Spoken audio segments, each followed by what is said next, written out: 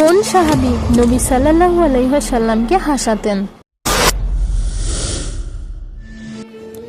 একজন সাহাবী ছিলেন যার নাম ছিল আব্দুল্লাহ এবং উপাধি ছিল হিমার।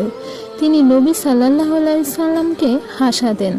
সাহাবীরা তাকে মুদহিকুন নবী অর্থাৎ নবীজিকে হাসানেওয়ালা বলে ডাকতেন। মদিনার বাজারে যখনই কোনো মধু বা ঘি আসতো, আব্দুল্লাহ তা কিনে নবীজির কাছে নিয়ে আসতেন এবং বলতেন, ইয়া রাসূলুল্লাহ, এটা আপনার জন্য হাদিয়া অর্থাৎ উপহার।